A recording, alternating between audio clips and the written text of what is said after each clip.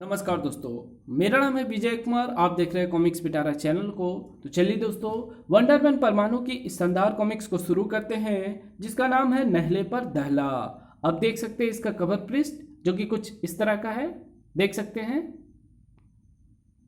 दिल्ली, जिसके चप्पे चप्पे पर रहती है एक ऐसे शख्स की निगाह जो हर वक्त दिल्ली की रक्षा में जुटा रहता है, कभी कर्तव्यनिष्ठ इंस्पेक्टर विनय के रूप में तो कभी वंडरमैन परमाणु के रूप में। इसी शख्स की बदौलत दिल्ली में हर तरफ शांति है, लेकिन शांति अक्सर किसी तूफान के आने की सूचक होती है। और उसकी शुरुआत दिल्ली के एक सुनसान इलाके से हो रही थी। जल्दी जल्दी हाथ चलाओ, 10 मिनट में हमें अपना काम खत्म करना है। चिंता मत करो सांड उस्ताद, 10 मिनट हमारे लिए बहुत है। मेरे लिए भी बहुत है, क्योंकि तुम्हारे हाथ पाँव को तोड़कर तुम्हें पुलिस के हवाले करने में मुझे सिर्फ 10 मिनट ही लगेंगे। कौन है ये एक ही बार में जिसने सांड को जमीन सूंघा दी? परमाणु। और दिल्ली में अपराध करने वाला चाहे सांड हो या हाथी, परमाणु उसे जमीन सूंघा कर ही खत्म दम लेता है। मुझे इन्हें जल्द ही ठिकाने लगाकर रेलवे ट्रैक पर फिट बम को अलग करना होगा, क्योंकि 5-6 मिनट के बाद ही यहाँ से शताब्दी एक्सप्रेस गुजरने वाली है। अरे, ये आवाज़ कैसी? आवाज़ ऊपर से गूंजी थी, और ऊपर से ही उस पर वो मुसीबत टूटी थी। परमाणु को पहले नजर आए चांद सितारे, और फिर नजर आया टोर। जब हम पर कोई मुसीबत आती है तो हमारी सहायता के लिए टोर आता है, और जब टोर आता है तो सामने जो भी होता है उसकी ऐसी धज्जियां उड़ती है कि लाख कोशिश की जाए लेकिन उसके शरीर के टुकड़े इकट्ठे नहीं किए जा सकते। प्रोटेक्शन यूनिट, अत्याधुनिक हेलीकॉप्टर, बेहद खतरनाक गने, रॉकेट लॉन्चर, आखिर इतने हाई फाई ये बदमाश आए कहाँ से? और ये दिल्ली में करने क्या आए हैं? उफ, लेजर गन भी है इनके पास, और उसकी हर गन का निशाना हूँ मैं। इसलिए मुझे इसे जल्दी से काबू में करने की तरकीब सोचनी चाहिए, क्योंकि ट्रेन आने वाली है और मुझे रेलवे ट्रैक पर फिट बम को भी हटाना है। परमाणु के पास ज़्यादा समय नहीं था, और परमाणु के सामने जब ऐसी स्थिति होती है तो वो अपने दुश्मन को चित करने के लिए इस्तेमाल करता है परमाणु रस्सी और परमाणु छल्ले। इधर टोर बेहाल होकर जमीन पर गिरा, इधर ट्रेन ठीक सिर पर आ पहुंची। ओह नो, मुझे तुरंत ही बम को ट्रैक से हटाना होगा, वरना ठीक मेरी आंखों के सामने एक भीषण दुर्घटना घट जाएगी। परमाणु टोर को भी खत्म करने में सफल हुआ, और एक भीषण दुर्घटना को टालने में भी। इस शहर में किया जाने वाला हमारा पहला काम ही परमाणु की वजह से असफल हो गया। ऐसा नहीं होना चाहिए था, ऐसा नहीं होना चाहिए था। नहीं होगा, आगे से ऐसा नहीं होगा। लेकिन उसके लिए हमें परमाणु को मात करने की एक फुल प्रूफ योजना बनानी होगी। योजना बन चुकी है, और इस योजना के तहत हमें परमाणु को खत्म करने से पहले उसके आसपास के लोगों को खत्म करना होगा, ताकि परमाणु उनके गम में इतना टूट जाए कि हम उसे आसानी से चींटी की तरह मसल दें। परमाणु के इर्द गिर्द जो भी है उसका पता करके उसे खत्म करने की तैयारी करो। इधर विनय, एक बेहद खतरनाक टेररिस्ट ग्रुप इस शहर में अपने पांव पसारने पर उतारू है। वो ऐसा कर पाए उससे पहले मुझे उस ग्रुप को ढूंढकर उसके पैरे को काट देना चाहिए। पुलिस कंप्यूटर पर कई घंटों की दिमाग खपाई भी इंस्पेक्टर विनय के कोई काम नहीं आई।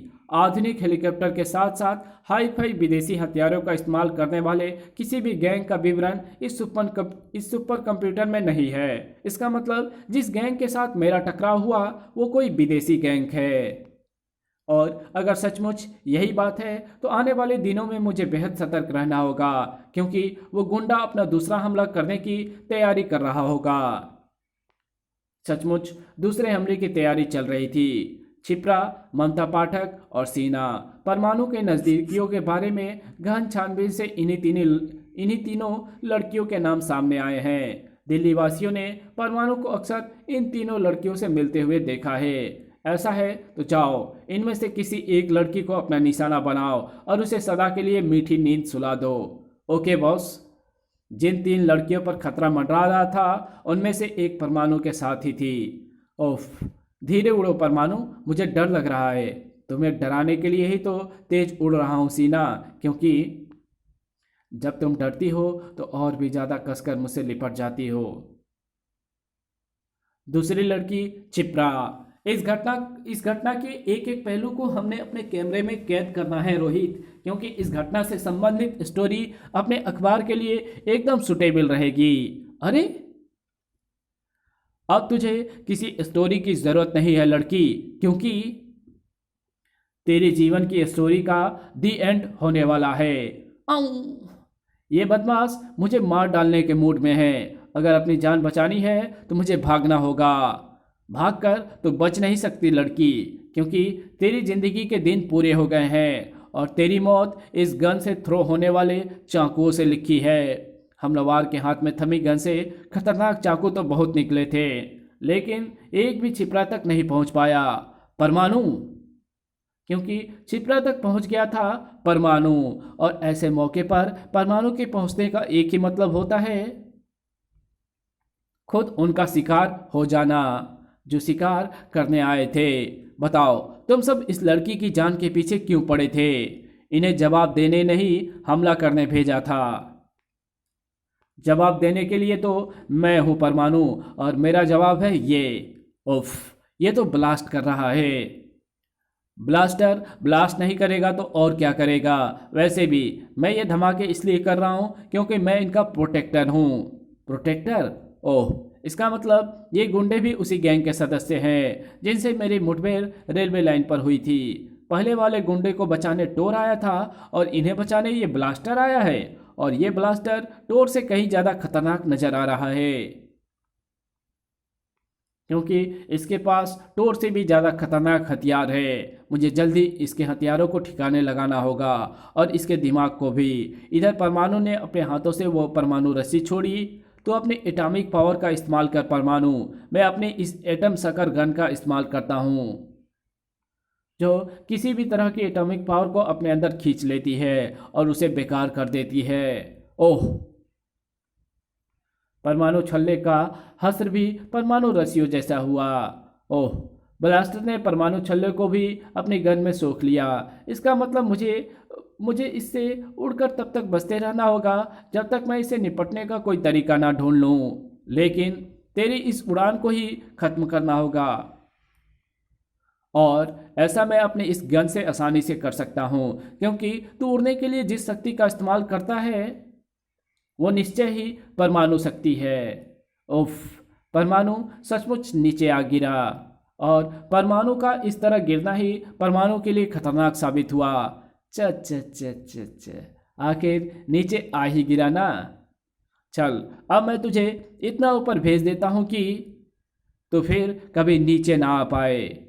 अचानक ब्लास्टर की गन से निकला वो चमकीली किरणों का जाल परमाणु के इर्द गिर्द लिपटता चला गया। परमाणु को तुरंत ही उसका आभास हुआ। मुझे इस जाल में फंसाकर ब्लास्टर मुझ पर कोई बेहद खतरनाक वार करने की सोच रहा है। वो अपने घिनौने इरादों में सफल हो पाए उससे पहले ही मुझे छोटा होकर इस जाल से निकल जाना है। ओह नो, ये क्या हुआ? मॉलिक्यूलर स्विच दबाने के बाद भी मेरा कद छोटा नहीं हो पा रहा है, यानी मॉलिक्यूलर स्विच काम ही नहीं कर रहा है। ओह, ट्रांसमिट कर देने वाला स्विच का भी यही हाल है। ट्रांसमिट ट्रांसमिट बोलकर भी मैं ट्रांसमिट नहीं हो पा रहा हूँ, और ना ही मैं प्रोबोर्ड से संपर्क स्थापित कर पा रहा हूँ। इसका मतलब मेरी परमाणु बेल्ट की कोई भी पावर फंक्शन काम नहीं कर रही। कैसे हो गया ऐसे? अगर तू ये सोच रहा है परमाणु कि तेरी परमाणु शक्तियाँ काम क्यों नहीं कर रही है, तो मैं तुझे बता दूं कि जिस चमकते जाल में तो इस समय कैद है वो तेरी परमाणु पावर को तेजी से चूस रहा है, इसलिए तेरी कोई भी पावर तेरे काम नहीं आएगी।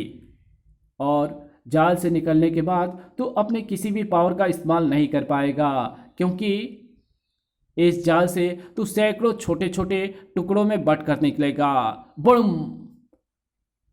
ब्लास्टर ने कई खतरनाक रॉकेट दागे थे, और हर रॉकेट का निशाना वो परमाणु था, जो अब किसी भी तरह से उन रॉकेटों को अपने पास पहुंचने से नहीं रोक सकता था। लेकिन फिर भी वे रॉकेट परमाणु तक पहुंचने से पहले रुके, और ना सिर्फ रुके बल्कि नष्ट भी हो गए। रॉकेट के नष्ट होने होने होने के पल भर के बाद ही परमाणु शरीर से लिपटा वो जाल नष्ट हुआ, और अब स्तंभ परमाणु की आंखों के सामने नष्ट होने की बारी ब्लास्टर की थी। किसी ने मेरी तरफ बढ़ते रॉकेटों के साथ साथ मुझ पर हमला करने वाले ब्लास्टर को भी नष्ट कर दिया। किसने किया ये और कैसे? हमने हमने अपने योग शक्ति के बल पर उस शैतान और उसके हथियारों को खत्म किया है, और ऐसा हमने सिर्फ तुम्हारी सहायता करने के लिए नहीं किया बल्कि अपना प्रतिशोध लेने के लिए भी किया है। आप कौन हैं और आपने ब्लास्टर को खत्म करके अपना कौन सा प्रतिशोध पूरा किया है? बालूची नाम है हमारा। कुछ वर्षों पहले भारत चीन सीमा पर स्थित एक शहर में सक्रिय विस्फोटक और उसके आतंकवादी साथियों ने हमारे परिवार के सभी लोगों की निर्मम हत्या कर दी। हम उन दिनों चीन के सबसे प्रसिद्ध मंदिर शाओलिन टेम्पल में योग की शिक्षा लेने गए हुए थे। वापस लौटकर जब हमने अपने परिवार की दुर्दशा देखी तो हमारा खून खौल उठा।